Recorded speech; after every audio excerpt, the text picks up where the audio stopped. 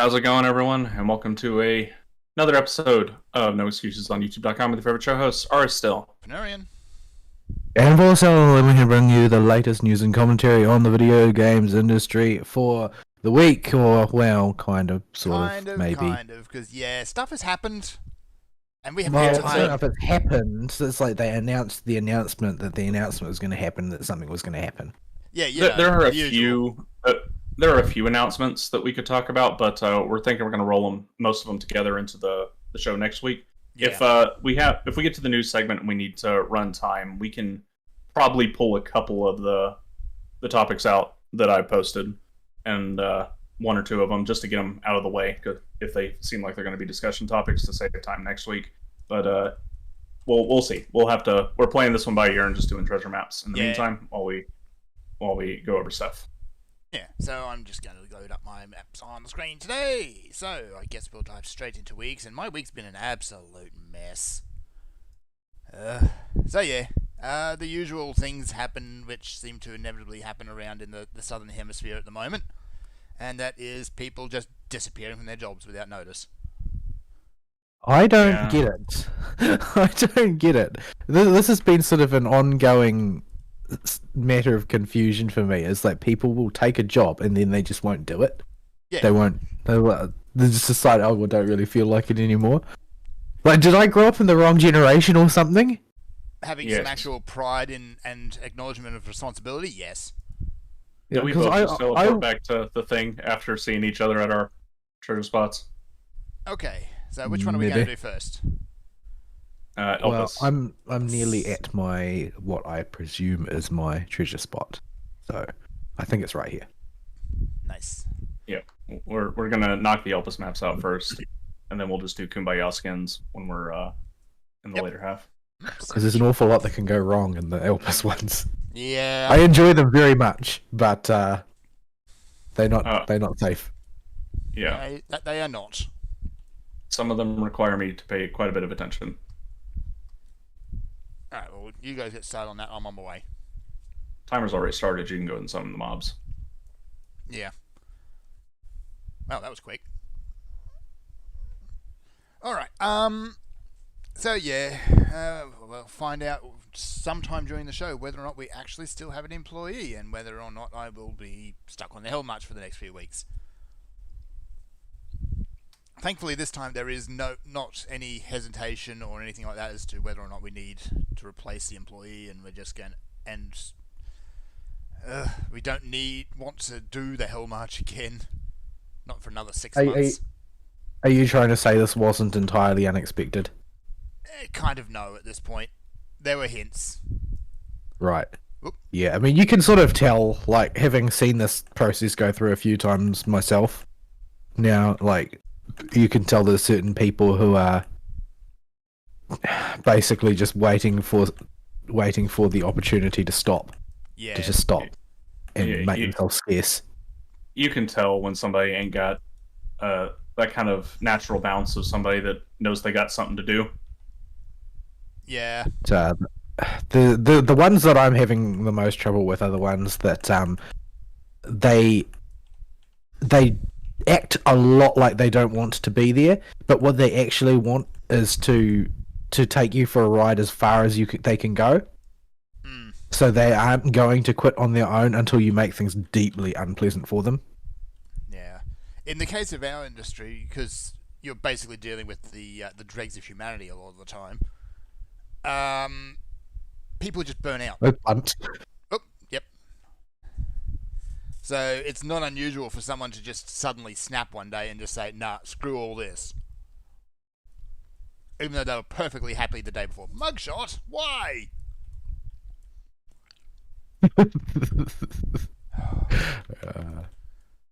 Alright, you gotta click the button.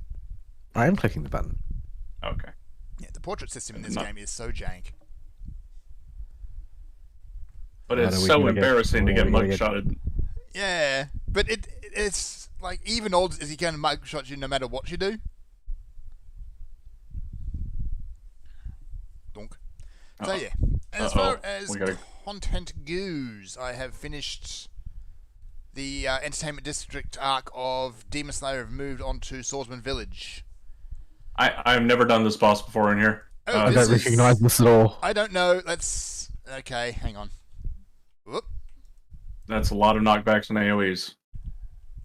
That is a whole lot of nope, is what that is. Okay, you can't get knocked off the edge at least.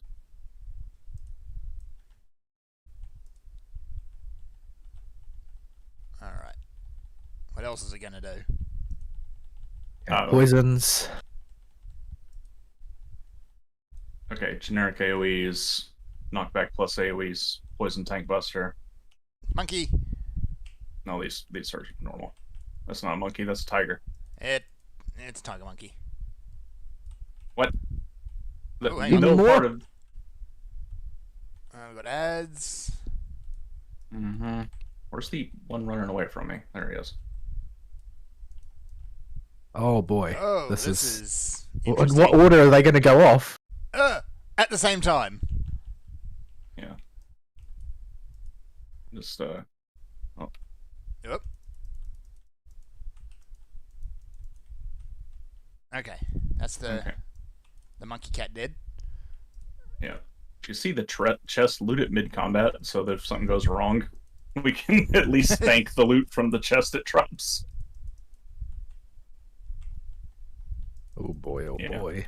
That's Yeah, most of them like to summon ads at around 75-70% or something. okay.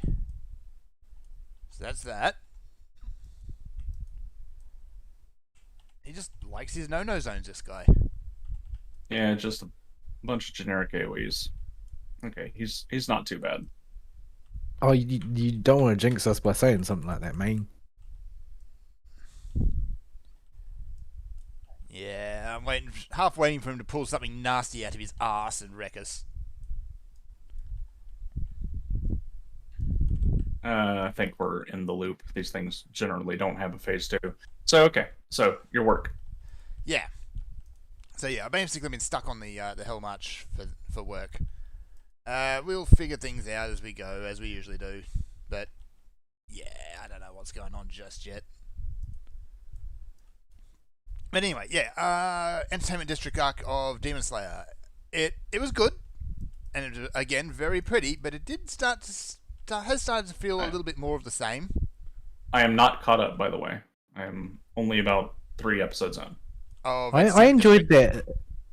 I enjoyed that arc quite a bit, but it was it did start to drag a little. Yeah, I think they, unlike the first season, which really kind of set a very breakneck pace, it slowed right down and kind of focused on, like, here's this one demon and here's their deal. Yeah, I think that they're going to be doing that thing though. Generally, I think it's going to be a matter of they'll introduce the demon and then they'll let the demon have a sob story and so on and so forth. Although, sort of not really, but mild spoilers, they didn't seem to do that with the recent ones. Like because I'm watching the Swordsmith Village arc, they are currently fighting some of the upper ranks. Yes. And they haven't had the sob story told about them. It's the Hashira having a turn to have sob stories told about them. Yeah, you have the So- amnesiac and the trauma victim, I guess she is. I'm not sure how. I don't know. I'm not far along. She- enough to know she- how you deal. She sort of goes off screen for a Oh. while and then has only just come back as of the most recent episode I saw. Right. My cooldowns are good. So yeah. Yeah, is- that's fine, but somebody's got to roll first. Oh, Yes. I didn't. Yay, cloth. I forgot I moved my loot notification window. I like cloth. I also like sandwiches. Why are there 6 eject buttons?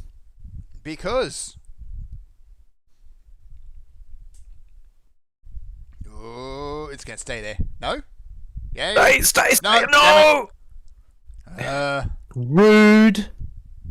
So rude. Very, very rude. At least it's shiny. So, yeah, Come forth, divine lightning. come on, come on. No. No. Would you have better luck doing Funtown or the Funomatic, whatever it was called, Funtron? Yeah, well, your odds of getting it's scripted different, Yeah, it is. but yeah, they like to throw you out of that one sooner. My chest is right over here. Okay. But yeah, I'm still enjoying that. But it is starting to feel a little bit formulaic because, like, Entertainment District. Well, it's shonen. It is shonen. Claiming shonen as formulaic is sort of like saying the sky is blue. Stupid sky That- blue. It's not a long runner. It's already ended. The manga has. Yeah. It ended a while ago. So you got a dig button. Yeah, they've got a finite amount of content and they're not padding it. Yeah. So you've got Yeah, way only off. like two to four more arcs tops left, and Yeah. then the show's over. So it's got to go. It's going to spend time going through the remaining of the big bads, if I had to guess, and then focus on Muzan for the last arc. Once And Muzan's then, dead, that's basically it. Yeah, presumably. Unless there's a bigger bad, but there hasn't been any hint of that. If they went the bigger bad route, that would mean that they were in this for another at least as long again. Yeah. And it would kind of undermine a lot of what they've been building up till this point. They wouldn't be the first show to do that, though. It wouldn't serve any narrative purpose either. Yeah. Yeah. Like that, because the grudge against Muzan is a very personal one. Yes. And that you see it done poorly a lot of the time, where they will introduce the bigger bad, but nobody has got any personal investment in fighting the bigger bad for any reason other than, well, he's a bad guy, and so the story loses momentum. Yeah. You don't really want to be in that position. The other times they do it is like the bigger bad will show up and there will be just an arse pull of a reason. And I think that's actually worse. Like Shokugeki no Soma was a good one for that. Like they had the bigger bad and he was like Soma's evil brother from he just turned up and they used it to justify a third season, which was completely unnecessary. So, yeah. Well, when it comes to Shokugeki, I think that it's also a bit like they actually sort of relish taking it a step too far because it's just so silly. If they'd stayed in that groove, then I think it would have been fine and just kept it silly, but they didn't. They tried to make it serious. And it didn't work. Yeah, I feel like the ending that they got could have been bolted on to the end of pretty much any of the seasons that they'd done. Yeah. If they just stopped at the end of season 2, I don't think anyone would have batted an eye. No portal. Oh yeah, the other anime I've watched is, of course, Staying Up with Mashal, which is... Oh, my other map's on top of this one. Oh, Same brilliant. Yeah. I think it's actually the first time I've seen English words used as magical incantations. Like that. Even though, he's using the names of muscle groups as magical incantations. I'm here to tell you. So those are technically Latin and Greek. True. If you play, And what's more, they are more legitimate Latin than would be used in Harry Potter proper. Well, yeah, Harry Potter as well is just kind of been No. Latin-esque. In truth, Mashal is more authentic than Harry Potter. They know that what they're doing is completely absurd. They're just going to lean on it. oh man, when you said that, the first thing that came to mind was the Mystic Arts and Tales of Graces Yeah. for some reason. In English, because the not the PS3 version, the Wii version, I think, only had English voice acting. So everybody got to hear the full English incantations for all the Mystic Arts in all their ridiculous hammy glory, and it was wonderful. Lovely. Yeah. I do appreciate at least Mashal. Like, they had the bonding moment with the bad guy, and he got to have his sob story. It still didn't stop Mash from suplexing him through his own barrier, though, so... Well, yeah, I mean, sometimes you've just got a suplex. Sometimes you just got a suplex, and people have a suplex coming. It's like what does Estelle say? Everybody talks big until they meet the big end of the stick. Yeah. So yeah, the show looks like it continues to go on as it does, and at this point they've already got their routine down. Yeah, it doesn't feel like a show that has a particular length. It feels like that they could just arbitrarily continue finding new groups of people and then being ridiculous in their general direction. Yeah, and something cream again. puffs. We're gonna go for the hat trick on map locations. You want me to keep doing the Elpis ones? Yeah, Is just it- burn got through two? your just burn through your Yeah, Elpis well, ones. Graffiator. As Where for the heck is that? Oh, Oh wait, it's right here. yeah, we did get the hat trick. We needed to change people. Yes. So yeah, as for gaming, the only thing I've really played a bit this week has been a bit of 2 Point University, because I really like 2 Point Hospital, which is basically Theme Hospital with a fresher, newer coat of paint. 2 Point University is exactly the same game again, just applied to academia rather than medicine. So you're doing basically building a university with incredibly silly classes, most of which are puns. You know, as is proper. Probably more useful in the real world than actual college classes. I mean, you've got night school. I mean, You learn to be a knight there. You learn to be a knight when your students are running around in full plate armor. at least you can get a job at the Renaissance Fair. Considering the average level of sort of like etiquette and decorum in modern society, I think we are in dire need of night school. Yeah. At the very least, there is a good chance that someone might get a lance broken over their head. So there's that too. Well, yeah, knights had certain societal standards they had to uphold, Oh, or yeah. they would be disgraced. So, Yeah, but yeah. nobody's upholding any kind of societal standards anymore. Well, in the case of this night school, a lot of it is either running around and screaming huzzah or wearing very bad pantomime horse costumes and jousting. Still more productive than an actual college. Yeah? Yeah, well, an actual college spends most of its budget on the diversity department these days. Yeah. Education, what that? I But mean, at least you can sell baskets with underwater basket weaving. Waterproof? No. Just underwater baskets. Somebody's going to want an underwater basket. Not me. I don't want an underwater basket.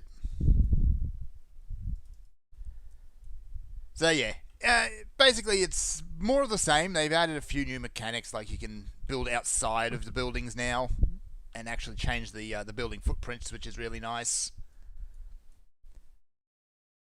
And because you're dealing with academia and rather than hospitals, it's not all focused on the basically the single process. You've got all this other stuff you need to pad out around the curing of the minions, or in this case the educating of the minions. But yeah, it's a fun little game. Just don't think too hard about it.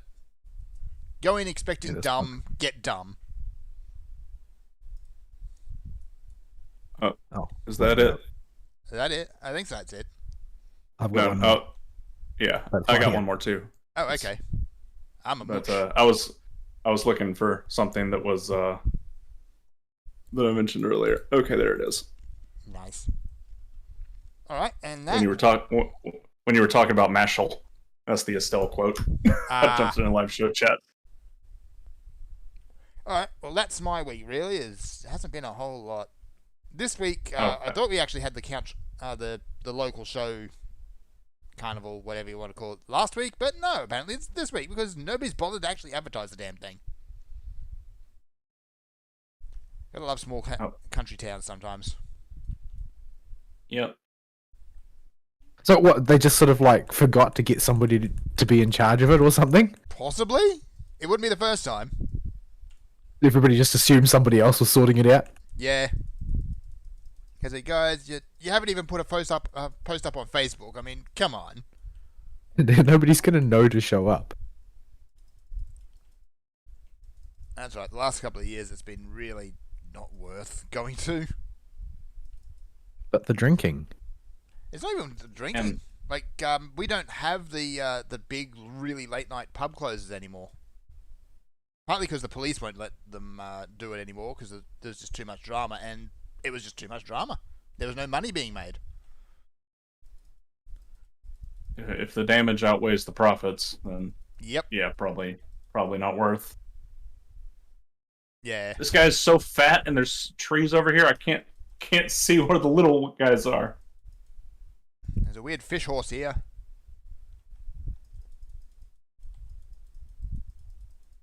Okay, fatty. You know what?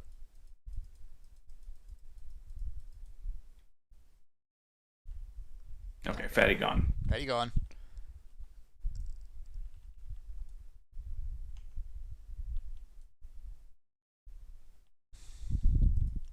So yeah, All right. So that's basically my week. It's hasn't been a whole lot because everything is up in the air and crazy. Again. oh, Vol, what should be? Ooh, bottle. Yay. Vol, what you been up to? no, we gotta loot. Well, I thought things were going to calm down a bit this week and give me some time to actually breathe, but no. Apparently, norovirus is going around the kindergartens and primary schools, and as a result, kids are getting sick and their parents are also getting sick. And I ended up spending most of the week at the bench,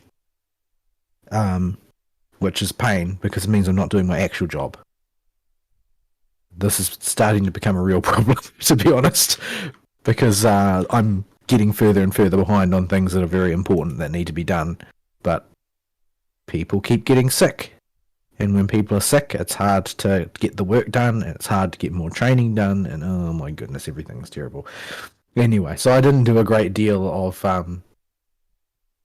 of video gaming in general this week. What are we going to get? Greater summon. I've never seen it land on the silver one before, ever. No, I can't say. I I don't haven't even either. know what. I don't even know what happens. I've seen it land on a gold one before. That spawns a bunch of money dudes, but never a silver one. But Graphing. yeah, so I didn't have much time to. I can't remember what this guy does. I didn't have much time to play much in the way of video game, but it was more or less a gacha week. So Blue Archive is having Chesshead week on the rating, and I have a very, very poorly developed roster for Chesshead. So Chesshead is the Prophet of Decagrammaton, that is the manufactory for Decagrammaton's forces. So basically, it's the core of a munitions factory, and so you've got to run through a gauntlet of mooks. Oh my goodness, this is not quite going the way I wanted. Better. You basically have got to run through a gauntlet of mooks, and then you've got to fight the core. But the core is basically, it's got like ridiculously high, like 90% damage reduction or something on it, except when it's open, and you have to wear it down and get it to open up by Damn it. beating up dudes. So it will send a bunch of infantry toward you, and you've basically got to take them out to wear it down and open the armor, and then you can damage the core while the armor is open for like 20 seconds or something like that. Oh my goodness. Oh my goodness. Not quite going as I had hoped. Did that a bit I'm better, trying to please. single target the baby griffins. Got one. But yeah, since it's yellow armor boss, I don't have a very well developed roster that is, oh my god, why am I so unlucky? To balance between both the AoE needed to clear the mooks and the single targets to deal with the boss. So basically, I'm doing a skill level that is significantly below my actual level, and I'm still taking like 2 to 3 teams in order to bring the boss down. So I've been using my best AoE DPS red team rather than a yellow team, for the gauntlet before the boss, and then I'm using a sort of mostly AoE yellow team to do the boss portion. And that seems to be more or less working out in as much as I can do it. It's basically a fight that is generally regarded to be, oh well, you need Iori. Oh my goodness, you're kidding. Nah. We got Yeah, better. you're Just just- moves. It's generally regarded that you're supposed to use Iori for this fight, and since I'm sort of trying to avoid using irrationally, I'm trying to avoid using borrowed students. It's kind of rough, but yeah. I've also heard that they have removed the level, like the level completion restrictions on the story. I haven't tested this out yet to be sure, but I've heard that this is the case now. So wherever you are up to in your progression through the levels of the gameplay portion, you can read the story regardless. So yeah, I'm kind of looking forward to that because the story is sort of what I'm there for. Like with most games. Oh goodness, oh thank goodness it died. All my stuff's on cooldown, so I need 45 seconds. Yeah. So yeah, I completed the first 2 chapters of the story that is about the foreclosure task force, and it's very, very obviously a prologue story because they raise so many more questions than they answer at a ridiculous pace, especially towards the second half of the second chapter. Yeah, I've heard that in the second chapter things pick up and they just start laying the groundwork for everything. Yeah, basically they dump a whole bunch of different concepts into play that My cooldowns have are not good now. really been addressed before. And also, the more I see of Aru, the more I like her. She's so adorable. She She's gonna keeps be a ending bad up guy one accident. day. Huh? She'll be a bad guy one day. Yeah, she keeps accidentally doing heroic things, while all the while attempting to be like a hard-boiled outlaw and just totally failing at it. Like she'll just shoot her mouth off and proclaim she's going to do something heroic, and then realize what she said. And it's oh no, oh crap, this one I hate this boss. I'm really bad at it, like really Every really ti- bad. Oh, Every other time I see this model, it's animations, not telegraphs. Well, this one has that. He's gonna hit twice, I bet. Yeah, he does Yeah. one side and then the other, doesn't he? Yeah, there he goes. Why did I get a hit? It's not fair.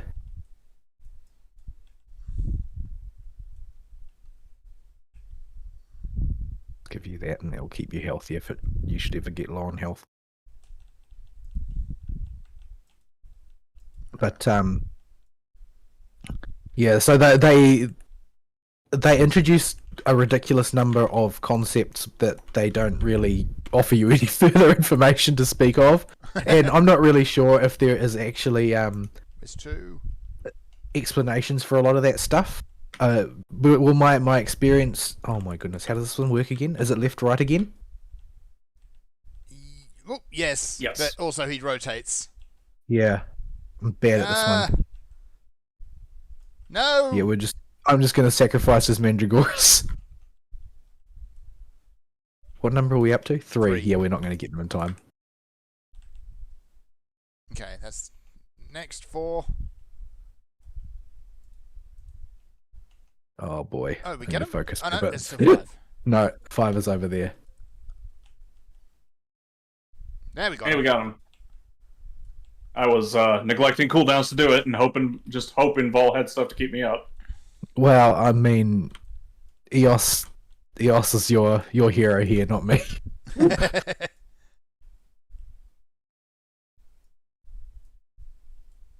But yeah, so the story is quite intriguing. But I've heard that the second chapter, the second part of the story, is sort of like while it does introduce important concepts and things, it's sort of like a beat story. It's not quite of the same tone. Oh crap! I got it wrong. It's not the same sort of level of everything is kind of serious and that sort of thing. It's not like that. It's a bit more silly because it focuses on the game development department and their shenanigans attempting to get Yuka to not take away their budget, despite the fact that they don't accomplish very much. Let's see. But it's sort of there's other stuff happening in the background, right? Like this is where Eris enters the plot. And she seems to come from the same sort of general place where Chesed is from as well. Not really sure. But yeah, so it's a more light-hearted story generally, and so you get to see all of the usual clowns that occupy Millennium. That is to say, the engineering department and their creations. Oh, I love the cheerbot. The basically when they're looking for a weapon for Eris, they go to the engineering department and basically she ends up choosing they started building a space battleship basically. But as you do. Realized that eventually after starting they realized that a school club doesn't actually have the budget to build a space battleship. You don't say. So they only got as far as building one of the rail guns they were intending to arm it with. And so Eris picks that as their weapon, and of course a great deal of property damage is done to Millennium in the process. It's sort of hard not to really sympathize with Yuka a lot of the time, since she has to manage the budget for the school, and the students keep destroying parts of the school. Yeah. All of my crap is on cooldown. Okay. Right. But yeah, so it's a fun story, and if they've taken off the requirements on completing story stages, I'm going to enjoy just sitting down and going through it. Because while I actually really like the gameplay of Blue Archive, it is in general more time consuming than the gameplay in most gacha games. Yeah, and it's much more interactive on average and has a lot more sort of precision and thought required in your execution. And also the auto is apparently dumb as a bag of rocks and you just shouldn't ever use it. Yeah, unless you're doing something you're comically over leveled for. Yeah. So in that sense it's sort of different from Azure Lane as well. Because in Azure Lane, of course, the AI is incredibly dumb and will run into everything and will get your dudes killed, but you can actually build teams for auto by playing to the behavior you expect from the AI and compensating for it. So you can build auto teams that are reasonably successful and farm that way. My cooldowns are good. As long as the AI is consistent, I don't see a hard point in doing that. In Blue Archive, the AI is simply retarded and they simply won't do anything effectively. So just don't. You've got to play it. But because you have to play it, it requires quite a bit of interaction, and the levels take time to go through. What do we got here? Now we're Oh, gonna no. kicked. One more. Oh, come on. Why are you like this? Because this Divine game lightning. hates. Come forth and strike mine enemies. Boo.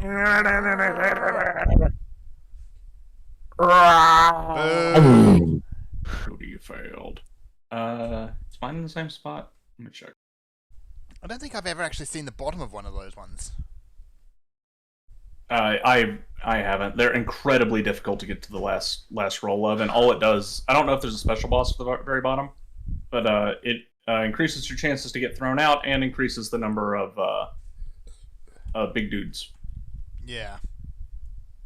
I think I'm in the same spot. Just dig, see if I find a chest here. Yeehaw.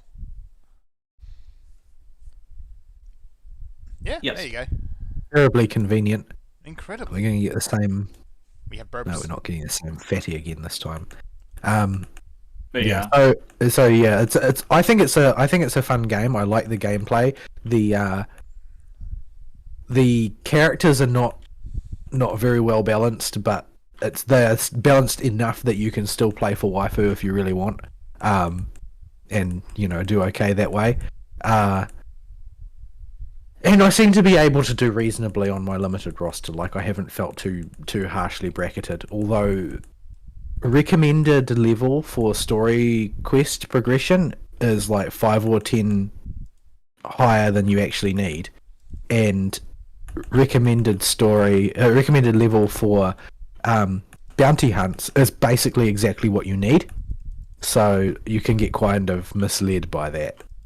Yeah, and it feels on the stuff where the recommend level is more appropriate, like the commissions and the bounties and stuff, and the skirmishes. One level makes a world of difference, even more than Pinecone. Yeah, because it's translates directly into damage. Level discrepancy translates directly into damage, like by like 2.5% at a time or something like that. It's quite high. Yeah, you'll wind up shaving seconds off your clear time, and your dudes might actually survive. I have never successfully completed a scrimmage before. I finally got them all last week, and then I took a break. I just sort of gave up on them because I would go in there and I'd get immediately shattered. I cleared one of them really early when it got unlocked, and the other two sat there forever uncleared for like a full 2 weeks because they're just them girls hit hard in them things. Yeah, like I was taking like half a health bar in damage for every hit that my characters took. It was just not a thing that was working for me, so I haven't touched them. But the reality is, it's not really that important to do them anyway until you're really, really, really late in the game, because you can't use any of the materials you get from them until really, really late in the game. Yeah, I mean, I've been dumping all the materials I get, regardless of how compatible they are, into the 1 5-star that we have. Part of our introduction to this game has been eased quite a bit, I feel, by the generosity of that one track and field event. Well, yes, that's certainly true, especially as far as experience goes. Unfortunately, giving you a ringer who is mystic damage is not really that helpful early on, because there's just not a lot of call for mystic damage much of the time. Kitty. It says lesser summon, but that doesn't necessarily translate into difficulty. Just not that lesser.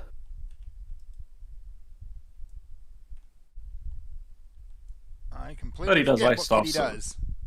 He probably deep freezes you if you get hit. Yeah. He does icy stuff. Yeah, I remember. I remember we had this guy all worked out, but That was a while I don't ago. remember what we worked out. Yeah, we haven't done treasure maps in a few months. They don't get old for me though. I just like doing them. Maybe Yeah. I'm a gambler. But yeah, so that's Blue Archive. Still having fun with it. Supposedly our pace is kind of accelerated compared to the original pace, except I still feel like we've got a reasonable amount of time to do things. But maybe that's just because I'm not applying any pressure to myself like I have in the past in other gachas. Yeah. And yeah, since I'm not borrowing anything or anything like that, I don't feel bad about presenting crappy things to the others in my club a club that is explicitly for collecting the daily stamina and not for any other purpose. So yeah. Yeah. I think I jumped a club named like Chill or something. That just it has like one guy there that's max level, and I borrow his crap and just rely on that to clear the content. And everybody else there is just like sub max level, just there for the login bonus. Yeah.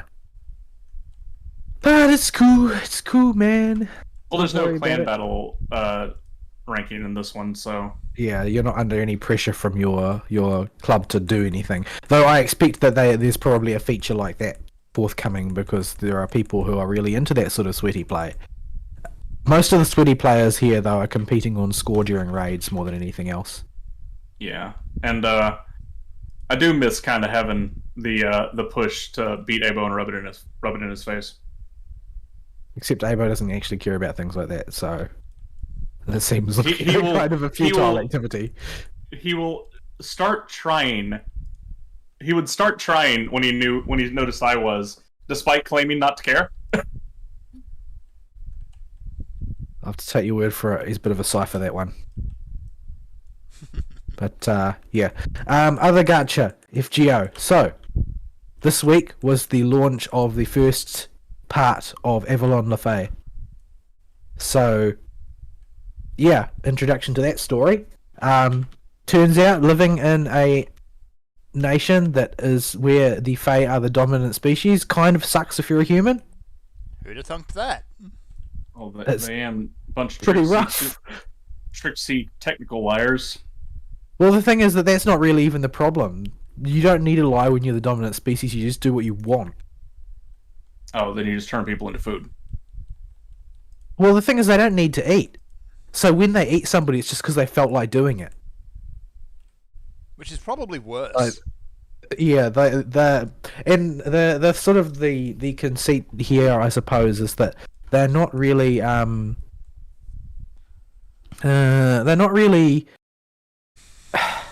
they're almost stagnant, like more stagnant than normal Fae, because they've become they basically they farm humans. They keep them in sort of they keep them on farms, on human farms, and they will breed them and teach them, educate them in order to be, you know, slaves and servants and attendants and that sort of thing, or just general entertainment, fodder for the arena, whatever.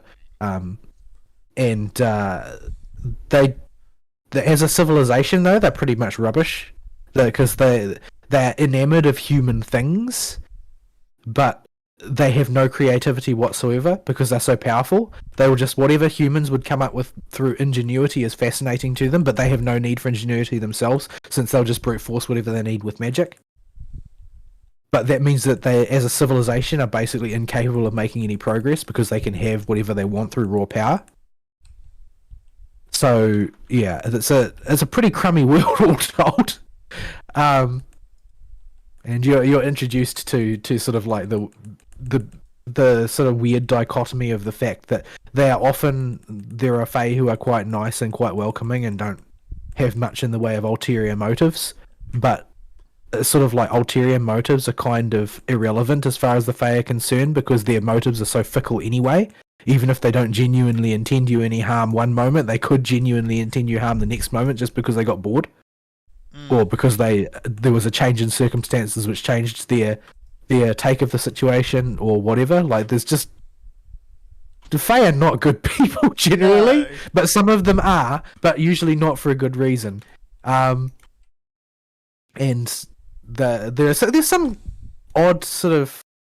Cameo's the wrong term, because it's not really a cameo, but... These caribou hurt, by the way. There's just it's a deer. Are you not fine with deer? Actually, I don't think caribou are deer. I think they're related to deer relatively distantly. I was looking for a deer-like word that wasn't deer. Caribou. But caribou is probably yeah, close to what they are. The world of the Avalon Lost Belt is basically incredibly terrible, and for some reason one of the heads of the Fae clans is quite obviously Kazura Drop, and I don't really know if there's any explanation for that, or whether they just wanted to use her character design, because Kazura Drop doesn't really appear in most Fate media since she was cut from CCC. Oh, I think she's in the CCC manga, but that's like the only place she actually appears. The name is ringing a bell from my great wiki dive. She's one of the most sadistic of the Sakura 5, and considering your competitions are like Meltrillis and BB, like that's pretty extreme. But yeah, she's a particularly nasty piece of work, and she's one of the Fae Lords, one of the most powerful ones as well. But yeah, there's an awful lot of unpronounceable words as well, because of the Fae from all sorts of mythologies get to appear, and there's a lore explanation for it concerning the way that the Fae originate and the way that the planet tries to keep things in line with normal processes.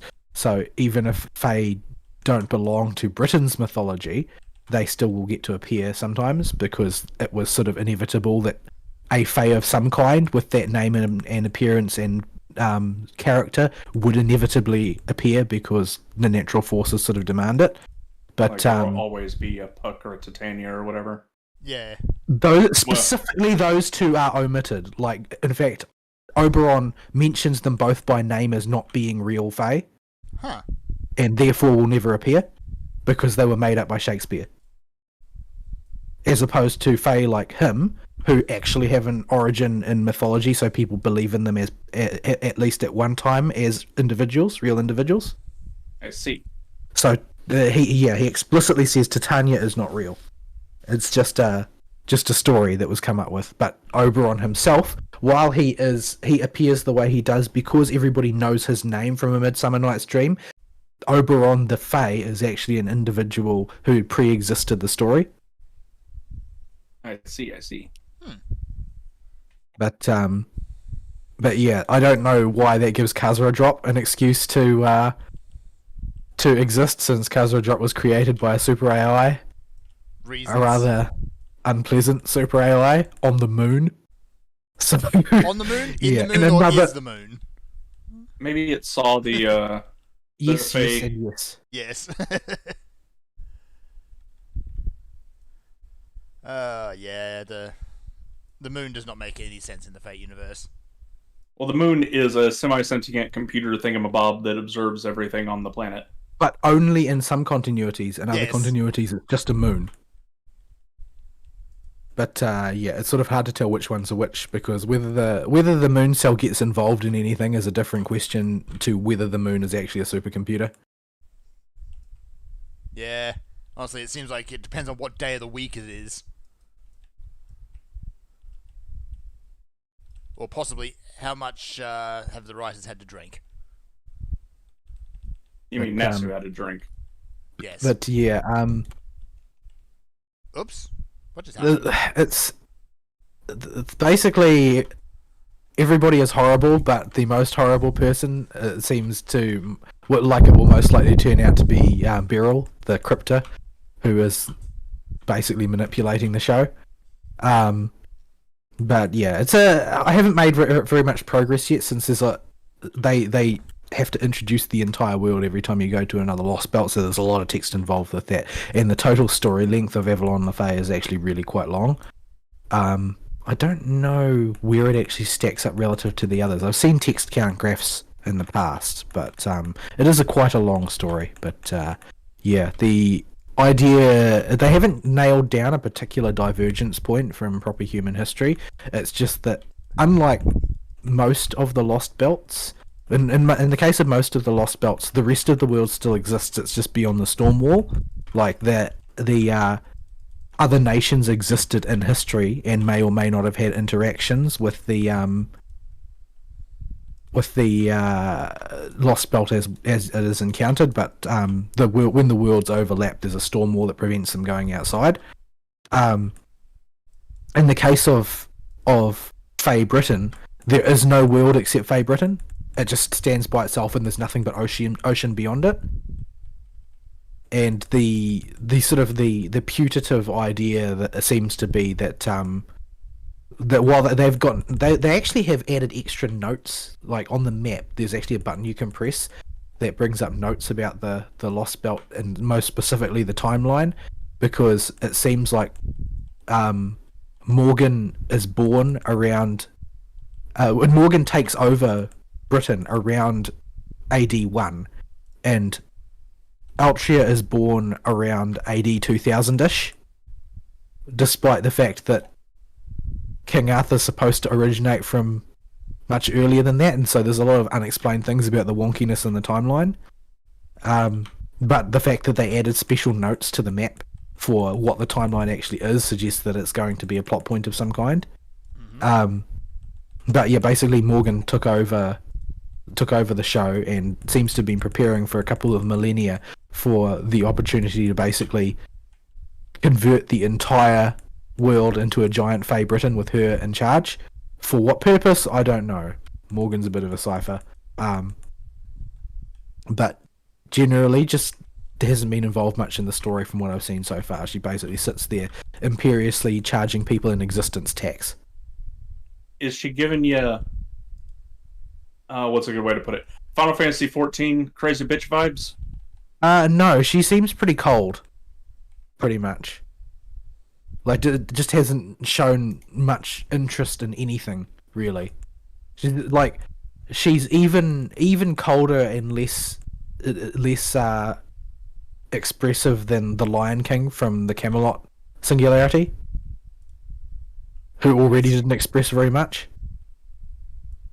But yeah, it's yeah, I need to make more progress in the story to see where it's going. Because at the moment we're just sort of like touring Faye Britain and trying to get used to the rules of the show. There are a lot of there's a lot of mandatory battles using only supports and that sort of thing to try and keep the story on track and that sort of thing. We've been introduced to Faye Knight Gawain and Faye Knight Tristan so far. Gawain is sort of weird. She's just incredibly stuffy and appears to have severe romantic problems stemming from her compulsion to eat people who she falls in love with. Oh, great. My phone is going off. I need to get this so somebody else can take over. Oh, dear. I can definitely see that being an issue, but I am so far out of the loop on Fate at this point, I can't even touch this. I've gone through the 4th Lost Belt, so Dragon Ball Z India. I have started. I got through the we're getting on the boat and ready to ship out part of the Atlantis one. Right. But I have not finished that one. And Fate is a long story and time commitment. Oh, yes, so it is. It has to sit in a spot in my free time where I want to go through a story. I want to sit down and read. And right now, I've been that has not been on my priority list. I have with Trails into Reverie coming out, going through the Trails games again. Post release of Crossbell has been a higher priority. Mm-hmm. So that's the spot where Fate would normally sit and act as a filler, but it ain't been a real priority. That and I just don't enjoy the gameplay of FGO. The gameplay admittedly does get very stale very quickly. Like it's cute when you can break things a few times with the meta, but it is very repetitive. The big reason I could get into Pinecone so hard is because it was very, very easy to pick up a story and just watch whatever you wanted, and you could follow through with the main story. And the only real thing holding you back was your level. You could muscle through if you were, as long as you just kept logging on and spending your stamina. Yep. You didn't have to work, and the gacha was generous enough. You got most of the characters you wanted anyway, or if not all of them. If you logged on every day, you could get all of them. Yeah, they were very generous with giving out the crystals and shards or whatever they were called. No, you did have to get on every day and do your dailies, but yeah, I mean that took 15 minutes on the can. 2 can trips, and that's it. Yep. So it was very gameplay light, and let me interact with the characters and the story a lot easier. So it didn't feel like it was. In fact, it wasn't. It wasn't eating that same story-driven time slot, except for the batch of main story I read, because you could read as much or as little of any character story in that game as you wanted and take it over time fairly easily. But with FGO, everything is very story-packed, and if you don't enjoy the gameplay, you're just waiting for a time to sit down and go through a giant chunk of story, and that you have to be in a very specific mood for that. I feel if you're not if it's not your pet franchise where you're gonna jump at it the second it comes out, you need to be in the right headspace to sit down and be ready to read. And sometimes I just ain't in that mood. Yeah, and some of it does still on the phone. Very, very deep.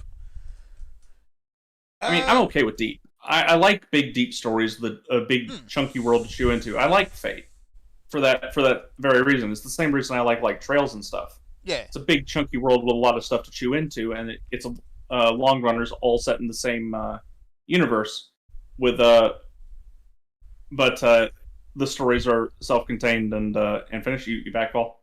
Yep, I'm back. Okay. What'd you talk about? I was talking about how I haven't got caught up to where you are yet, and why I'm not there yet. Yeah, where are you up to anyway? Did you do we are- Atlantis? We are on the boat, ready to ship off to Atlantis, and bad things are probably going to happen.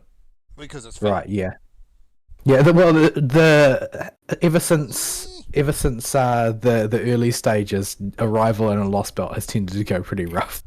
Yeah. So things go pretty pear-shaped the very second you touch down in Atlantis, and things go pretty pear-shaped the very second you touch down in Favorite, and like it's a big old mess. A big old mess. Yeah, the thing I was telling the listeners was for me, I don't enjoy the gameplay of FGO at all anymore. Like it was novel playing with the waifus and the characters that I liked initially, but that wore off because Fate is not my pet franchise, and if I'm not gonna enjoy the gameplay and I'm forced to do the gameplay, I have to be drawn in by something else, and right now that's only the main story because I'm just not that attached enough to the characters and never really have been to read every single event in Fate. And if I go back to Fate right now, there's like 4 or 5 events I just haven't read on top of the main story if I was so inclined, and that takes a very specific headspace to get into. Does anybody have any more Elpis maps before we do Kumbaya skins? Nope. I've done my 3 here. All right, I'm opening a Kumbaya skin. All right. Mine is Also- on the moon. Mine The is moon? The moon. In Mine is Vladimir. also on the moon. To the moon, then. The moon. To the moon! One of you find your map and Can't teleport, work whatever. out where on the moon. That's the problem. But, Oh, yeah, I have to be it's there. in a story headspace to sit down and do FGO. And nowadays, there's stuff competing for the story space in my free time. Yeah.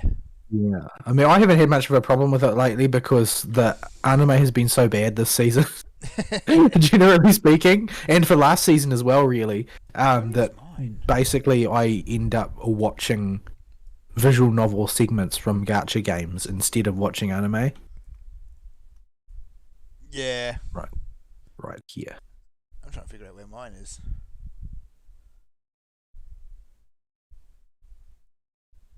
Oh, hang on. It's the same spot. Okay, never mind. Maps love to spawn in the same spot tonight, at least. They've been nice to us, yes. But Okay. but yeah, I'm looking forward to playing to seeing more of the story of the Elon Lefay. I'm sort of a bit hacked off that they split it into parts, meaning that invariably I'm going to get caught in a cliffhanger. Yes. And I'm also sort of dreading some of the upcoming fights. Like they added the leyline stone mechanic where they just give you some continues rather than requiring you to use command seals because they've just made some of the fights completely bonkers. And even some of the simpler fights, because you are restricted to using the supports that they give you that are narratively present at the time, sometimes you just get screwed by crit. And you just end up having to do things over and over. whoever Or- designed the crit formula in that game, especially the whole damage formula is all kinds of screwed up. But the crit portion of it is just who thought that was a good idea. Yeah, the crit is just too powerful, generally speaking, both for players and for the AI, but especially for the AI. Because the AI, if you get unlucky, the AI can just subvert any and all strategies and mechanics in favor of screwing you. Yeah. I'm just, Oh, no portal. Alright. oh, right, you're just right here. Yeah. I was going to remember where the actual button for it was. The dig button. The dig button. So, you do anything else for your week besides gacha games? Not really. I didn't have much time. I will just get home quite late most days because if I have to spend the day at the bench, then I've got to catch up on at least the bare minimum of paperwork at some other point during the day. and that's usually like super late. So my goodness. yeah. Just reminded me, I got a mountain of paperwork as soon as that office gets put back together. Yeah, at least it is starting to get back together now. Yeah, I'll save that for my week though. Yeah, I've got a whole lot of stuff that needs doing, and it's been really troublesome. The government has been a pain in the butt as well. Like the accreditation body in New Zealand, I think, has some really unreasonable sorts of takes on certain things that make me think it's more about obstructive legalism than about maintaining, accreditation standards. I can believe that. Like, Yeah. the one that I'm currently wrestling with is expiry dates on media, because there are certain media that we prepare in house, and there's certain media that we buy, and media has various expiry dates on how long the method will allow you to use it for. Now, media that we buy from vendors that is ready to use will often come with a accredited shelf life. That means that they have gone through an extensive testing procedure to verify that up to the date that they specify as their shelf life, the media still behaves exactly as expected for the tests, and therefore is adequate to use right up to that lifespan. The thing is that what I found once I actually spoke with the auditors is that they don't care. They still require you to stick to the arbitrary ones. So they are collecting money from these companies producing the media in order to accredit them for these extended shelf lives, but they won't allow the laboratories to actually use those extended shelf lives. Sounds like a racket. It is a Doesn't racket. it? Yeah. Touch. And so I wrote to the main media production company in New Zealand, and they were very upset to hear that basically they have paid for this accreditation, and then this accreditation body is now going around the country telling laboratories that they can't make use of it. So I don't know. There might if this was America, they would probably take legal action on it, but it's not really quite the option in New Zealand to just Wear your mouse. sue government departments. Thavnir. Mine is in Labyrinthos. To Thavnir, then. That's where mine is too. Alright. Yeah, so I'll leave my week Oh, there because it's just work frustrations really, and that's going to be an ongoing thing. Yeah, it's an eternal thing. Alrighty. I gotta find this map. I got mine. Oh, I went to the wrong spot, but it's over here. Alright. Quite a ways over here. It's actually closer to Blockustan, but whatever. Yeah. I guess we can just jump straight into my week, and we'll do the break later if we need to. Yeah, just chat through. There ain't a whole lot in substance to my week in terms of stuff that was done. But this week felt like a giant blob. I have had to continue to keep the phones forwarded to my cell phone, which drives me insane. And work from home, which also drives me insane because I don't have access to my files. And I've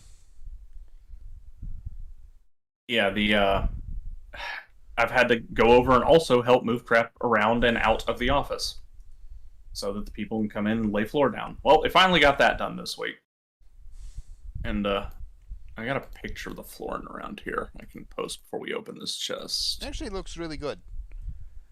Well, it's pseudo wood vinyl floor weird. Don't knock it. Some people get really down on the the floating timber floors, but these days they're actually fairly good quality. Like before, you get them really cheap, and they were usually made of chipboard. So the Well, this is vinyl. This isn't even wood. No, it's not. Yeah, it looks like wood, but it doesn't sound like wood, and it doesn't wear like wood. Yeah, but it also looks tacky. Like Yeah, it can a little bit. I've got it in my bathroom. It's not great. Yeah, that doesn't. Wood floors in bathrooms always look tacky. There's no way around that. So yeah, that's that picture is what the office currently looks like. That's where I abandoned it on Friday. They still had to come in and do the baseboards for the walls. They got the walls painted and repaired, and they got the and they got the floor down. So if assuming they actually got the baseboards in on Friday, like the opossum was telling me they were supposed to, we can start moving all the furniture back in on Monday, and I can unfold those stupid phones, and that'll be wonderful. Yeah, actually have your office again. Yep, I desperately need my office. I also your epic commute every day. Yes. Even though it's a meme commute, I do like that the office is in a different place. Yay, Portal. Well, it allows your brain to more properly switch to work mode. Yeah. Yeah, and when I leave, unless the sky's fallen and I need to run back in, I can turn off work mode. I mean, I'm still going to get emails and phone calls, but it just feels different, you know? So I'll be very happy when all that's taken care of. But that has eaten a lot of my time, having to go in and assist with that mess. Yeah. And the rest of my my free time, for what little bit there has been this week, I went through the main story of Cold Steel 4 again with a guide on 6x speed. Well, that's a lie. I did not go through on 6x speed because that was too fast. I couldn't control where I was going. But I kept it at about 4x speed minimum the whole time. That's two. Where's 3? I got him. 4. Okay, that's 4, and come here, 5. Yeah, we gotta do counting There we go. on Sesame Street. Okay, Sesame Street done. I can count to 2. Has been going through Cold Steel 4 on as fast as I possibly can. And only stopping for main story or important characters that I want to see the side stuff for again, or a lot of the Crossbell characters to re-see what they're doing, because it totally washed over me last time because I didn't know who these characters were. And yeah, it's been chugging along. I'm enjoying my replay and getting a whole lot of new context with the Crossbell games. A whole lot of stuff makes a lot more sense. A whole lot of stuff isn't fixed, and part of the reason Trails into Reverie exists, they wanted to do a bridge game between this current batch of arcs and the next ones they're releasing, because not a lot of the characters are going to come back for a while, and they're moving to the other side of the continent. I'm going with right is always right. Yep. So a bunch of the characters, unless they're like a bracer like Fee and can travel across the continents, then they're stuck in their home continent, and unless the story has a reason to go back to Liberl, Erebonia, or Crossbell, we're not going to see them for a while. So they wanted to close off all the character routes like they did with Sky the Third, going from Liberl to Erebonia and Crossbell. I'm surprised that the Empire lets a military academy graduate become a bracer. They don't. Oh. Yeah. It's basically too bad, so sad, because the bracers of after the incident in the Sky trilogy that got Cassius distracted for his first chapter of Sky, all the bracer guilds in Erebonia are defunct. They're gone. Shiny boy. So they had to rebuild from basically nothing, and Fee decided that her talents would be better used as a bracer out of country for whatever reason that we don't know yet, because that's in a game that ain't been released. But yeah, so Reverie's coming out. That'll close off a lot of the stories in the Erebonia and Crossbell arc. Sky the Third did that as well, and also had a whole lot of foreshadowing and setup for the Erebonia and Crossbell arcs. That half of which I never got to see the payoff for until very recently, because it's in the Crossbell games. Which thankfully we have now, but so they're doing that again. But they also had a bit of a problem they wrote themselves into a corner with Cold Steel 4. And we were talking earlier about how the giant space flea from nowhere shows up and is the actual big bad. Yeah. Roll in the loop, by the way. In some games, we have not out of nowhere, and it is foreshadowed all the way back as far as Sky the Third. But the Septarian problem this time basically amounts to the bad feels monster. And the monster feels bad, or he makes people feel bad, or what? If people feel bad, the monster does bad things with them.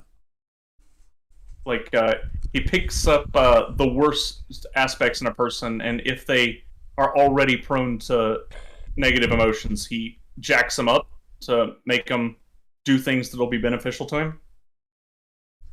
I see.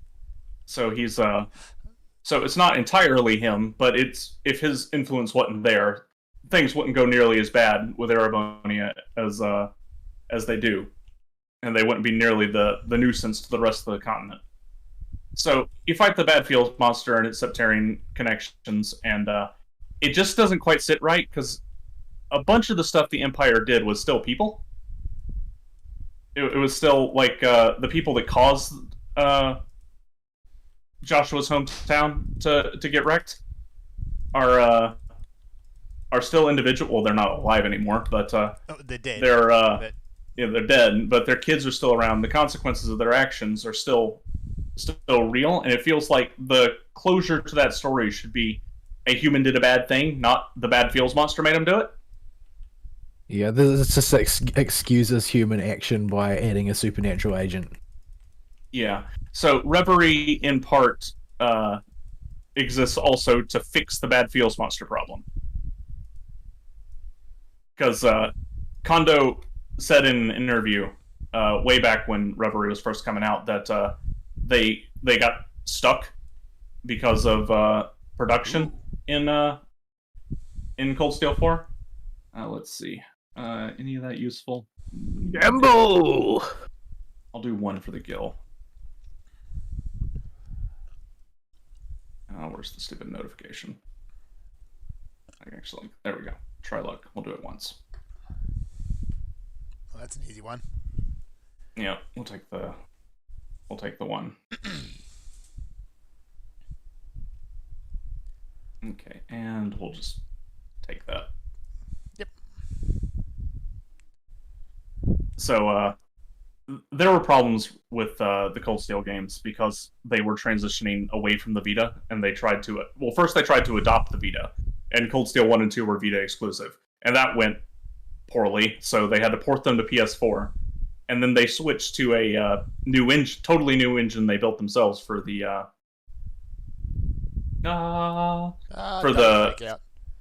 for 3 and 4. But all this engine switching and having to rejigger their production cycle messed with how much time they had to write the story and the ways they had to tell it. And so he said that the Septarian for Erebonia didn't sit right with him. So he wanted to clarify a few things and go in and tell its story a little bit better without retconning anything. So that's why the other reason why Reverie exists. So, but all of that requires you to be fairly fresh up on what happened in Cold Steel 3 and 4, and I hadn't played them in 2 years. So that is the main reason I am currently doing the replay, is to get ready for that. And yeah, I'm interested to see where they go with it. I really hope they address the bad feels monster problem. Yeah, for a series that seems to be focused so heavily on, actual characters, the bad feels monster just feels out of place. Yeah, well, I mean, the Septarians causing shoes is the main meta arc of the series, but this one just was not written very good, and it seems to be mostly a product of it being rushed out and them having to pad the game. So hopefully they address that and fix it, because that's really the only problem I have with aside from Reen with the Cold Steel arc, is Green. the Bad Feels monster at the end, because the Septarians are some of the more interesting parts of the world, and they just they dropped the ball on that one pretty hard. So hopefully that's all gets sorted out. I've heard Kuro is loved by everybody. The next series that follows the game we're getting. We're getting. No, double faked out again. That gives us the boss chamber. Yay! Oh, we actually have to pay attention. We do. Oh, it's the head. Oh, no, okay. No, Well, no, we don't. Well, I'll have to. I don't remember exactly what this was. It reverses something, but I don't remember what Yeah, it if he's reverses. upside down, Yeah. he reverses his tells.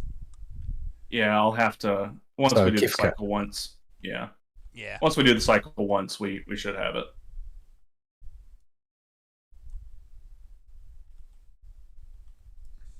All right. Man, it's hard to see tells in this big shiny golden room. It is. Everything is shiny.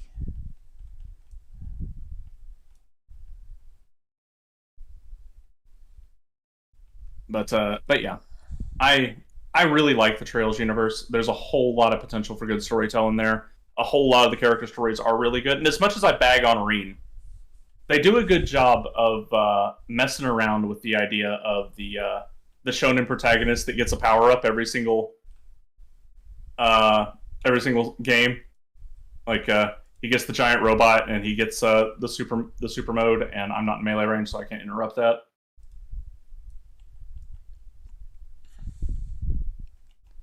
I'm gonna believe you, Fern. Yeah, I didn't look at the boss, and I should have looked at the boss. I looked at the boss, but I was too far away to do anything about it. So yeah. As much as I bag on Reen, they do a very good job where all these power ups and stuff Reen gets are bad for him. At the end of the day, they just don't work out. Like, he's either conscripted into the military and forced into service, or he's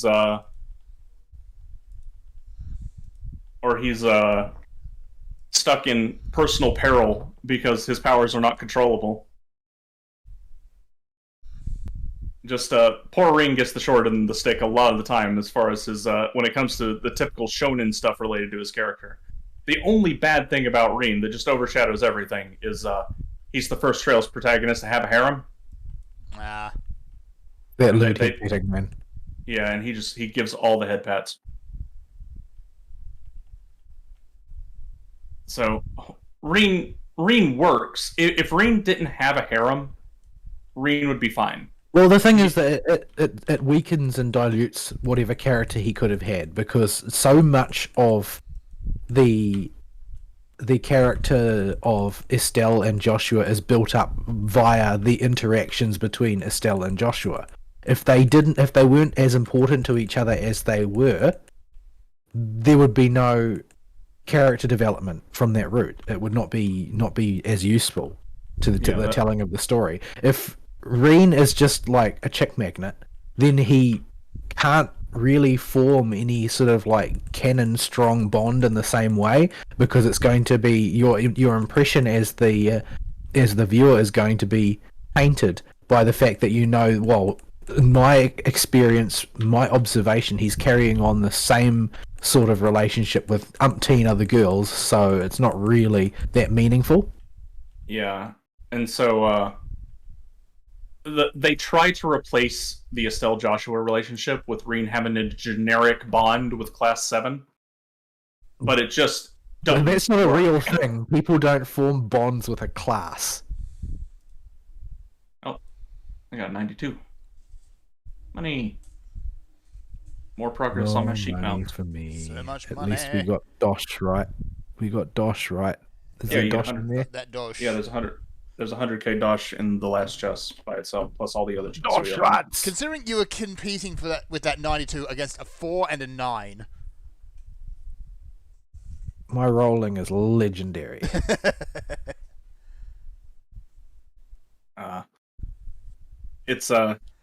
It doesn't work as well.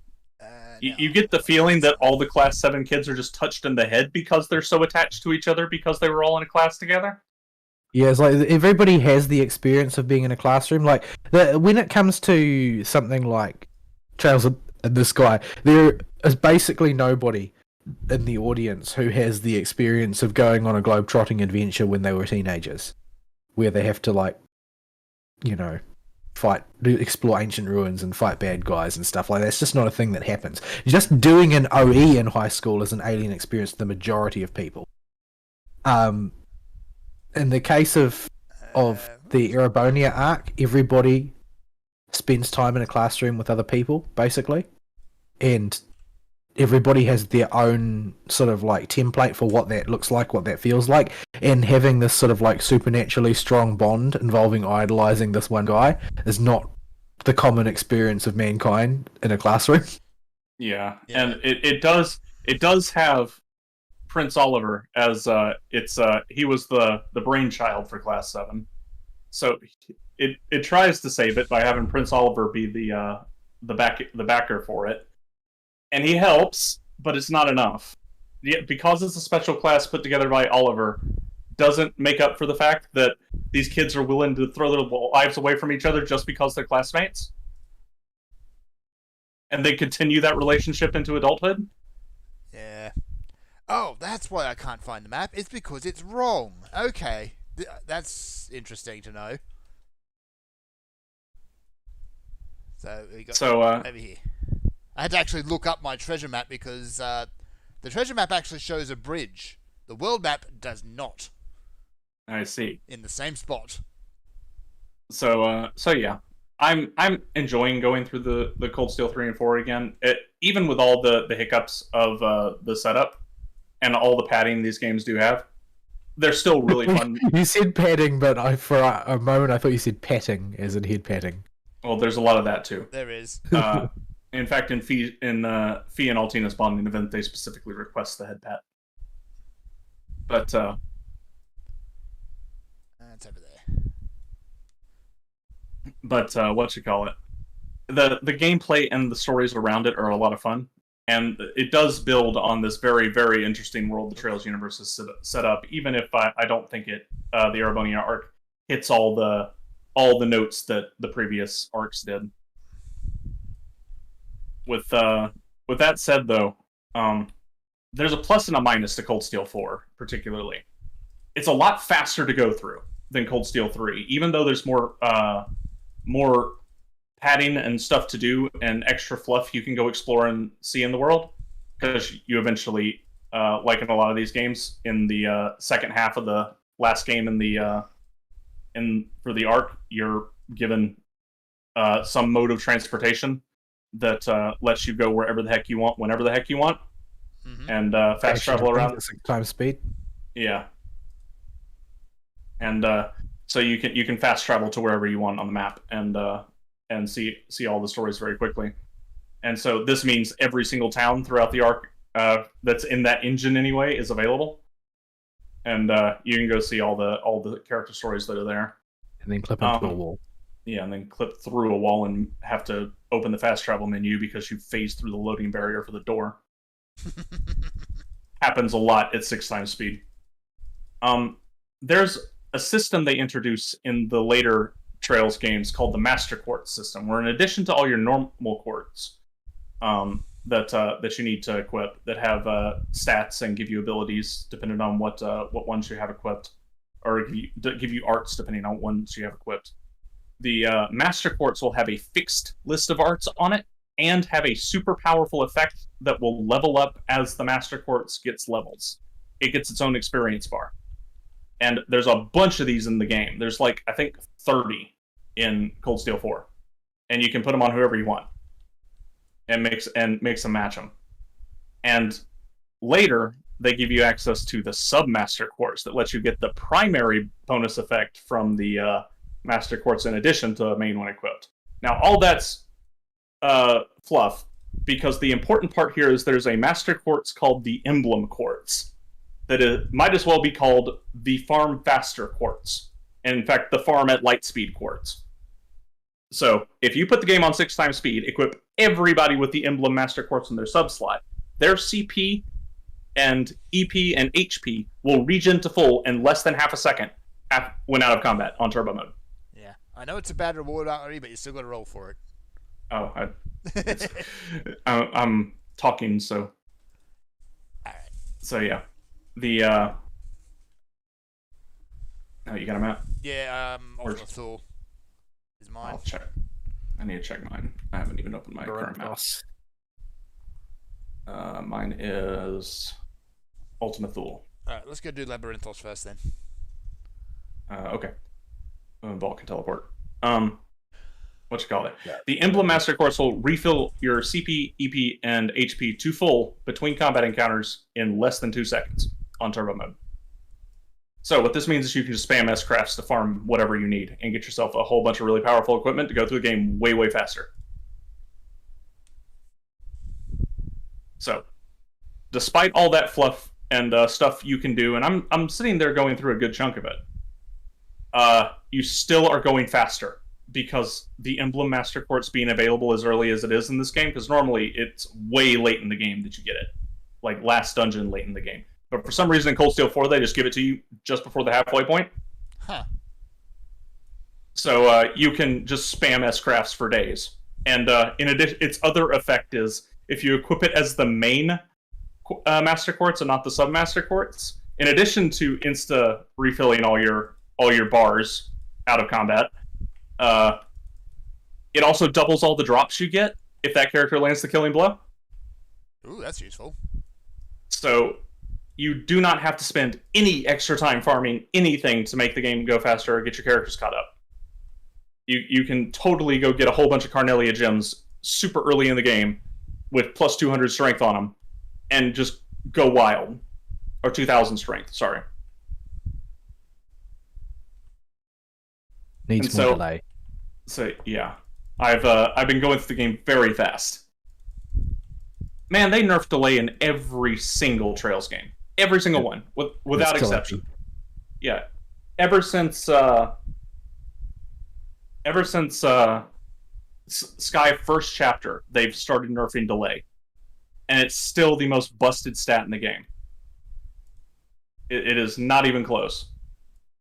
Like, there's a gym, they've got it down to where, you know how Joshua had like plus 10, plus 15 delay on some of his basic crafts? Now the highest tier delay quartz that you can possibly cram in your orbital slot gives you 4 delay on your crafts. And it takes a lot of resources to make one. But it's still the most busted thing in the game, because if the enemy doesn't get a turn, it doesn't matter what its stats are. And they've got it down to where it'll only even stick to the enemy 5% of the time. But here's the thing with crafts in the Sky games, or in the Trails games. They have a hidden mechanic that is like FGO's hit count, where each hit of the animation has a chance to apply the delay. Ooh. So even if it's only a 10% chance to stick, you put the delay on anybody that has a very, very high speed stat so they can keep going over and over again and just spam their most multi-hitting attack over and over. And you'll delay the enemy to a point where it won't get a turn. Yes, the only issue is getting the setups to getting enough speed and delay to make this happen, which in Cold Steel 4 you can do very early. So and you also have access to like every character from the Sky series, the Crossbell series, and the Erebonia series, and most of their associated skills. So Ultimate Thule is where mine is. Yeah, I got one right near an Aetherite there. Mine is, where the heck is it? It's that lone island far south of the map. We'll just go to mine. All right. Oh, you're way over there. Okay. But yeah. So I've been very, very happy going to be able to go through that game much faster than I was expecting, because I was expecting this to be a many, many week project, and I just barely have enough time. to get through the game. But no, you get the Emblem Master Quartz early enough that you can just blitz it. So yeah, and that's all I've done. I've drawn the Trails talk out because that's literally all I've done. Yeah. I have not had time for anything else. Yeah. Where's Sadly, the big button? with cutting off the Jeff Keighley show for this week, we don't have a whole lot in the way of news either. Yeah. Also, I didn't check the email. Did anybody else check the email?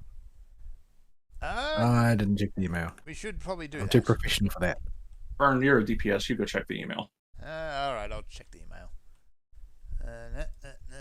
While it loads, I'm going to keep shooting things because gun. Actually, no, Yeah. I'm going to use flamethrower and then I can just stand here and do nothing. That's fine. Hopefully you're in range, because I got to run around these things in circles, dodging their AoEs. Yeah, it's in range. But yeah. We that's actually last week's email, so no, we don't have one. Okay. Yeah, it's just I've been so busy the past few weeks because I don't have an office and I've had to go assist with office maintenance work while it's being fixed. Have to get the old furniture moved around, get the some of the stuff thrown away, help haul it to the dump, help go pick up the materials for the people coming in to do the repairs. Fight with the opossum about trying to spend too much more money. I'm But you bound and need another determined. truck. I'm bound and determined to keep him in the budget that the insurance company wrote for him, whether he likes it or not. Yeah, because if you go over that budget, then it's coming out of your pocket. No, Yeah, well- portal. No, Porto. No portal. So yeah, that's I just have not had a whole lot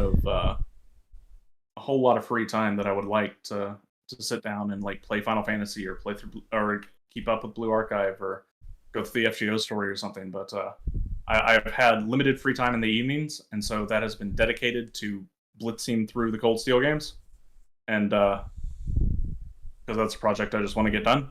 So when's the next one coming out? Start of next month. So the 7th of next month, I think. All right. I can tell you if I go to the store. Steam store. Reverie.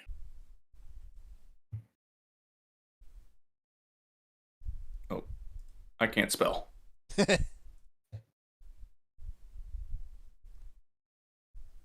Try that again. There we go. Oh, Yeah, oops. July 7th. Gotta go further this way. So yeah, it's Just get rid of that thing. yeah, it comes out on July 7th. So I've definitely needed the refresh for what happened in Cold Steel 4, because when a whole half of 3 and 4 being set around crossbell stuff just didn't make a lick of sense because we didn't have those games. The rest of the story by associations kind of washed over me, and I just kind of forgot it much easier than I would a longer game like Cold Steel, because I just couldn't pay attention for half of it because I didn't know what the heck they were talking about. But now I can, because we have the crossbow games. So yeah. Everything makes sense now. So yeah, I can actually go back to recommending the Trails the Trails games instead of well, you're gonna have to do quite a bit of reading because a whole bunch of stuff ain't gonna make any sense. That caveat is now gone if you play it in chronological order. Or in release order, rather. What is the chronological order? Sky first chapter, Sky second chapter, Sky the third. Cold Steel 1 and 2 run alongside the Crossbell games. They happen at the same time. And you can see and hear about events from both games going on and see characters that are in both. And then Cold Steel 3, 4, and then we're just in release order from that point. Until they decide to do a prequel. I could see them doing a prequel as it gets a little further in. I actually wouldn't mind one. There's a lot of stuff that's happened in Ancient Zemuria that we just don't know about. But it wouldn't Because, even need to be ancient. You could just do like the early career of Cassius Bright. yeah, you could do that too. Cassius gets put on a bus for the entirety across Bell and Erebonia as just a they call him an L5 threat in the Erebonia Intelligence Division, which is the highest threat level they have, and they just won't even let him in the country. If he enters the country, it's a diplomatic incident. That's how you really know you're a big deal. Yeah, when your neighboring militaristic power considers you entering the country as a declaration of war, then you know you're a big deal. In Cold Steel 4, things hit the fan so hard that he just doesn't care anymore. Yeah. Alright, is there actually any news that is not from the Keighley show this week? I think most of mine did come from the... I don't know what didn't come from the Keighley show, It's hard to actually, tell, because I didn't yeah. actually watch it. You're also... Well, I watched the Keighley show while I was working with sort of half an eye, but it was mainly extremely cringe. Before the Keighley show, basically everybody was just talking about Diablo ad nauseum. Yeah. So I've been out of the loop on Diablo. What's the general impressions been? People fanboying over it? It sold really well. Just of course, it sold well. Because of Diablo it's a Blizzard game, product. of course, but yeah, I haven't seen like the massive amounts of hype that previous Blizzard games have gotten. It's like, yeah, people have been playing it and people are enjoying it, at least for the most part. I think that they've sort of plateaued in a way. Like the hype that you can expect from a Blizzard game is the amount of hype that there was for Dragonflight now, and everything that they'll come out with is just going to be about that level of hype. Like sort of reserved optimism is the best that you can really hope for, because they've just shit the bed too many times. Yeah. Yeah, they've burned. When you think about how many people played Blizzard games in the past, that is a huge number of people, and if a good chunk of them are burned, that's not an insignificant chunk of your backbone hardcore gaming audience that you've alienated. Yeah. Well, I mean, that was the problem, though, right? Was the idea that, oh, well, there's other audiences, we don't need those guys anymore. We can just, if they don't want to play the game, we can just alter the way it's constructed and get somebody else to play. That's always the logic that marketing people have. It's, oh, well, it doesn't matter if we lose some people because we can just gain them back somewhere else. The idea of a core audience seems to have become completely alien to them. Yeah. But sadly, I just honestly have absolutely no interest in playing Diablo 4. Yeah, I don't care. Like, I own Diablo 3 and I still don't care about it. Like, I didn't play very far because it didn't feel right. No, it just felt, well, soulless, ironically enough. But I had fun with some friends playing it, but it wasn't so much the game itself that. But I had plenty of fun just playing Diablo 2 by myself, in addition to playing it at LAN parties. Like, that did not require other people to redeem it. Yeah, like a lot of really bad games can still be a lot of fun with other players. But it's just, honestly, I'm just too exhausted about Blizzard. They've screwed the pooch too many times, and even when they do good, they turn around and immediately do something awful to ruin it. See, Overwatch. So,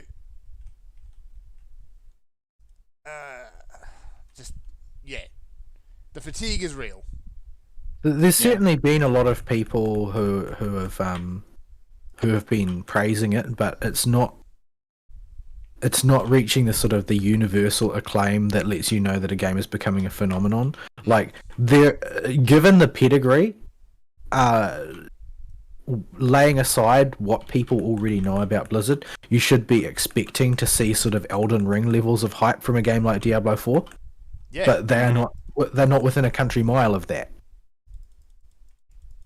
Yeah, and it's a combination of the fact that the game just isn't that standout. Like, it's not necessarily bad, but it's not standout, and the fact that, you know, the people now have pre-existing ideas about what Blizzard represents. Well, that's not very fair, is it? On the plus side, only the materia in there is worth anything. Yeah, they're pretty meh. How could you do this to us, Fern? Because I had exactly 50-50 odds.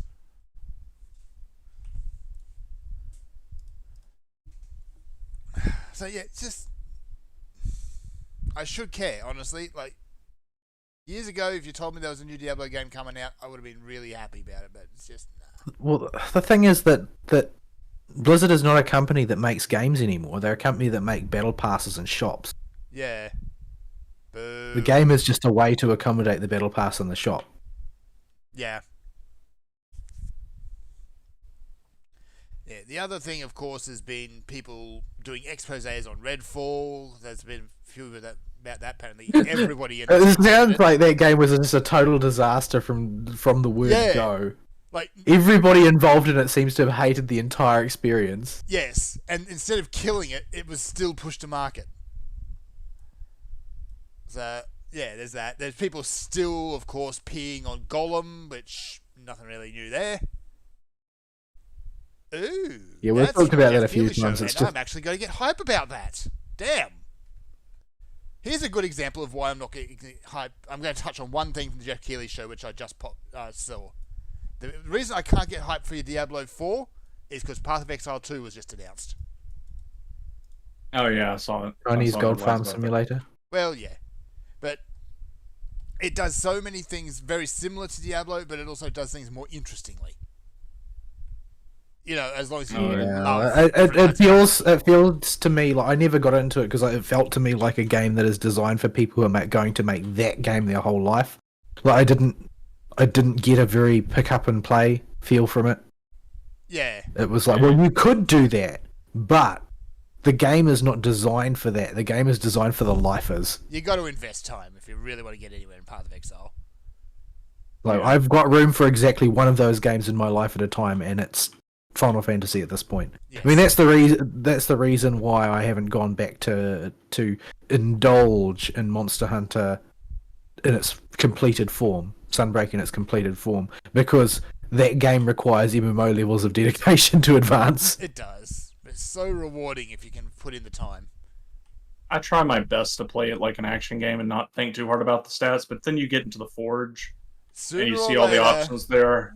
Well, the thing is that's part of the fun, though, right? Part of the fun is the tinkering with the different builds and what can you do with this weapon, what can you do with this arm, and what can you do with this skill combination.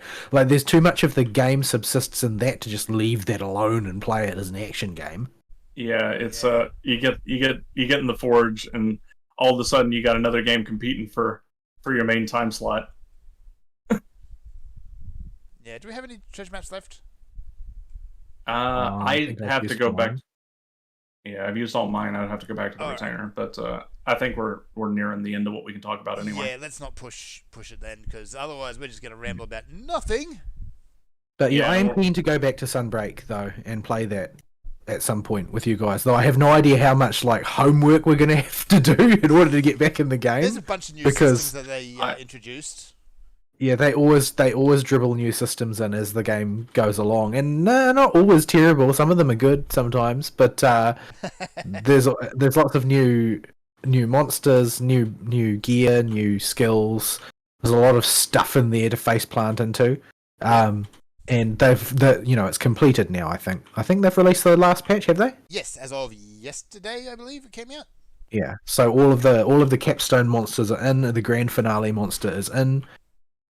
And there's still like story content in there as well. Like, and so far as anybody cares about the Monster Hunter story, it's like, well, I kind of want to see the story come to fruition behind like what is the backstory to the Dango girl, the girl running the Dango shop.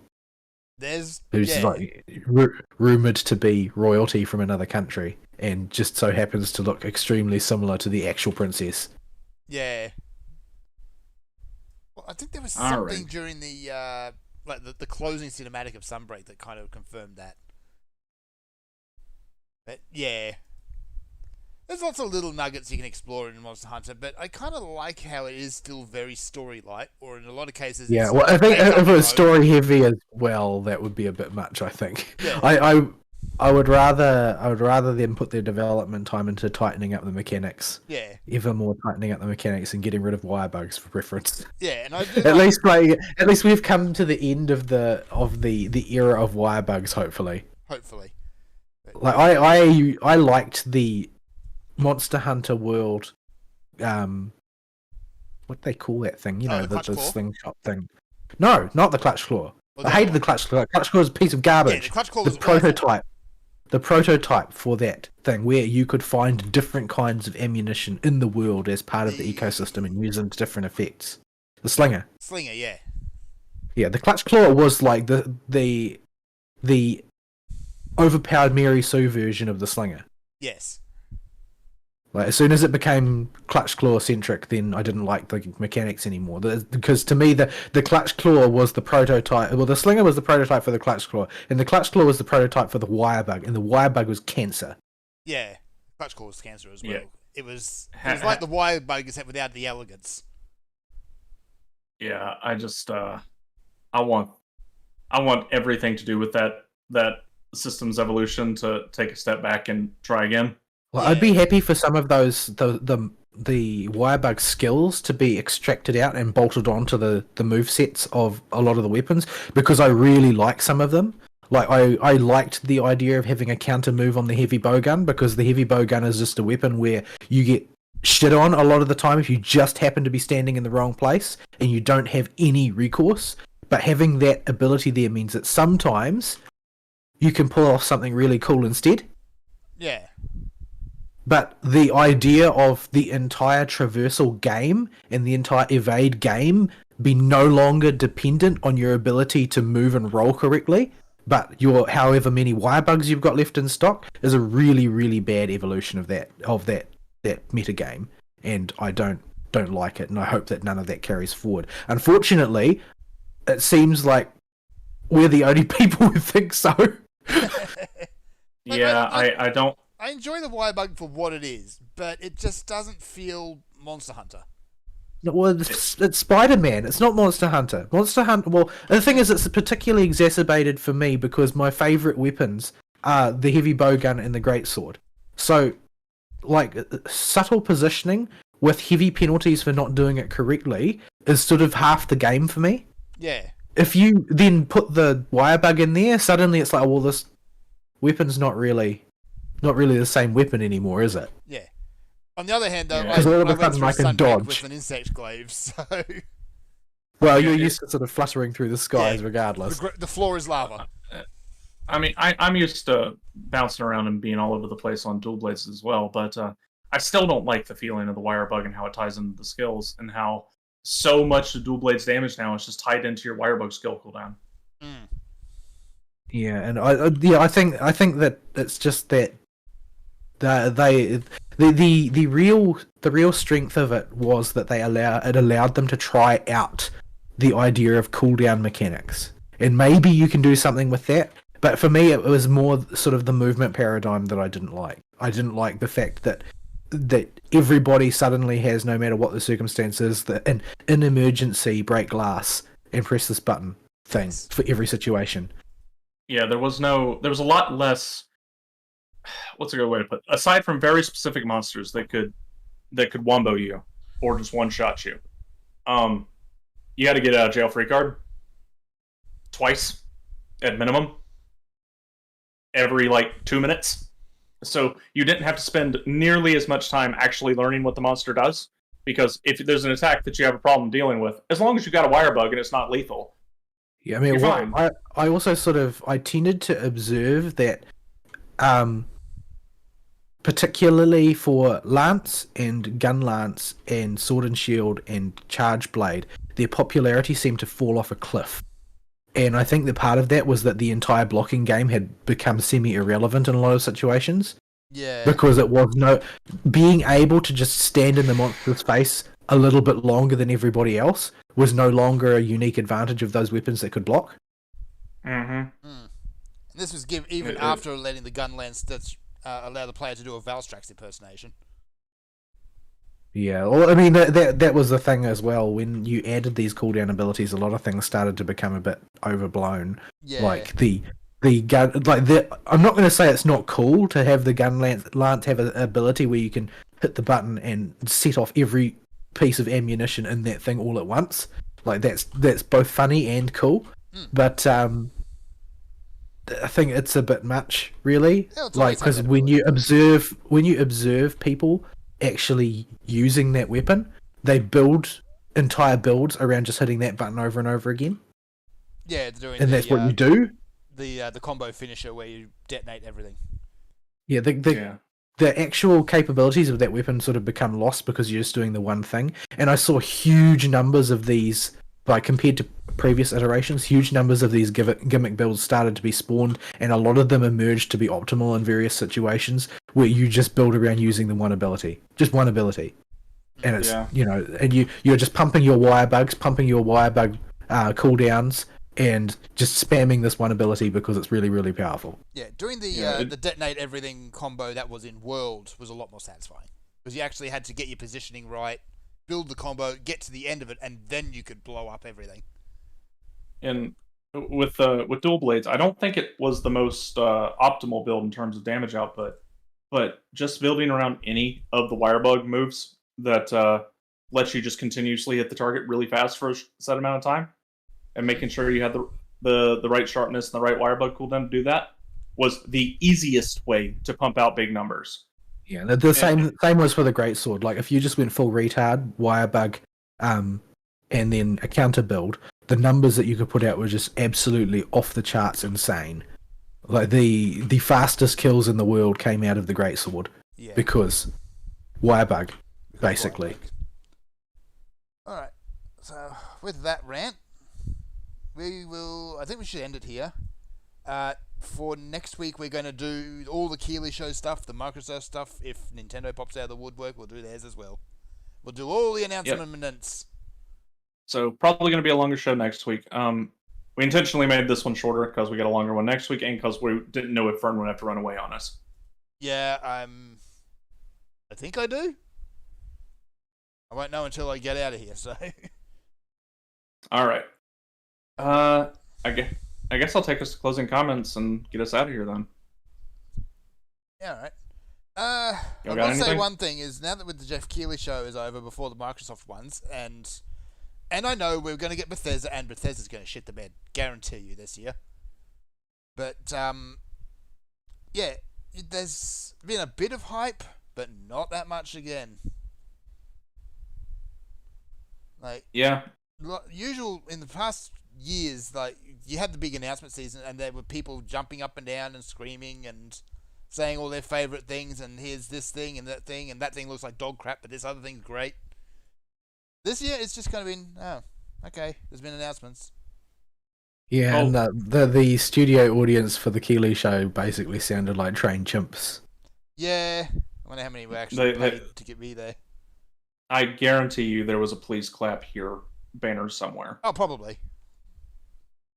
A lot of those shows do have one, even though they try to pretend they don't. It becomes obvious after a point, though. Hey, the pudding lamp I sold for the guild bank that I got the materials for from the airship finally sold. Pudding lamp? Yay, 275k for the guild bank. Yeah. Oh, right, I got the exciting balloon. Yay. Most of the crap we got doesn't sell. Is it's not worth very much anymore because you notice we had a significantly easier time and we're pumping out much higher numbers because of the item level inflation. Oh yeah. So aside from a few select items and the exciting tonic, stuff just don't put it on that. It's not exciting. Not exciting. Yeah, stuff just don't sell as much. I gotta clean my inventory, so I'm gonna put that away so I don't need to look at it. There we go, inventory cleaned. So yeah.